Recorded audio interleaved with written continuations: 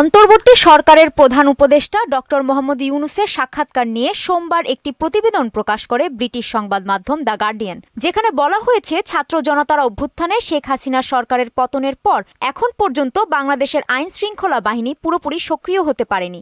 বাহিনী সদস্যদের সক্রিয়তার অভাবে সর্বত্র বাড়ছে সামাজিক অপরাধ ও গ্যাং ক্রাইম।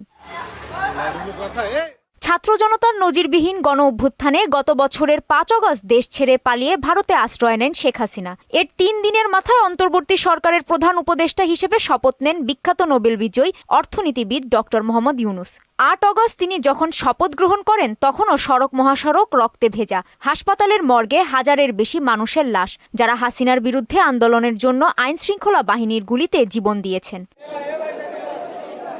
দীর্ঘদিন ধরে রাজনৈতিক উচ্চাকাঙ্ক্ষা ত্যাগ করলেও ডক্টর ইউনূসকে বরাবরই তাকে রাজনৈতিক হুমকি বলে মনে করতেন শেখ হাসিনা। এ কারণে বছরের পর বছর ধরে শেখ হাসিনার ১৫ বছরের হয়রানি, অপমান, নির্যাতনের শিকার হয়েছেন তিনি। কিন্তু গণতন্ত্র ফেরাতে শিক্ষার্থীদের আর্জিতে দেশে অন্তর্বর্তী সরকার প্রধান হতে সম্মতি জানান তিনি। দি গার্ডিয়ানকে দেয়া সাক্ষাৎকারে এ প্রসঙ্গে প্রফেসর ইউনূস বলেন, বিগত ১৫ বছরে যে ক্ষয়ক্ষতি হয়েছে তা বিশাল এবং অকল্পনীয়। বিগত সরকার দেশকে সম্পূর্ণ ধ্বংস করে ফেলেছে। বাংলাদেশ এখন আরেকটি গাজা।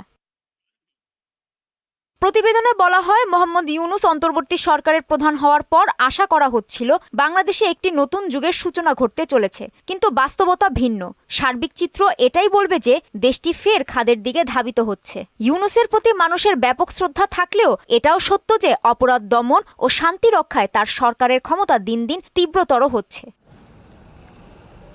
এর বড় কারণ হিসেবে বলা হচ্ছে, শেখ হাসিনার শাসনামলে আইন শৃঙ্খলা বাহিনীর শীর্ষ কর্মকর্তারা গ্রেফতার এবং আত্মগোপনে চলে যাওয়ায় সার্বিক চেইন অফ কমান্ডে শূন্যতা দেখা দিয়েছে, যা নিরাপত্তা পরিস্থিতির অবনতির জন্য দায়ী। ঢাকার রাস্তাঘাটে ব্যাপকভাবে বাড়ছে সংঘবদ্ধ অপরাধ। গার্ডিয়ান বলছে, শেখ হাসিনার পতনের পর দেশের সার্বিক আইন শৃঙ্খলা রক্ষার দায়িত্বে রয়েছে বাংলাদেশের সেনাবাহিনী। গত সপ্তাহে এক অনুষ্ঠানে সেনাপ্রধান বলেছেন, দেশ নৈরাজ্যের দিকে চলছে এবং এটি যদি অব্যাহত থাকে তাহলে স্বাধীনতা ও সার্বভৌমত্ব সংকটে পড়বে। অবশ্য প্রফেসর ইউনূস গার্ডিয়ানকে বলছেন, সেনাবাহিনীর সঙ্গে তার সম্পর্ক খুবই ভালো এবং সেনাপ্রধানের কাছ থেকে এখন পর্যন্ত তার কাছে কোনো চাপ আসেনি।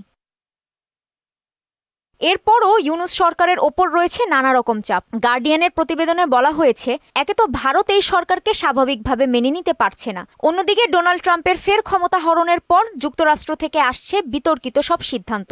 সব মিলিয়ে এসব ধকল কাটিয়ে বাংলাদেশের অন্তর্বর্তী সরকার কতদিন স্বস্তিতে থাকতে পারবে সেটাই বড় প্রশ্ন হয়ে দেখা দিয়েছে। কাজী শাহরিন, মোহনা সংবাদ।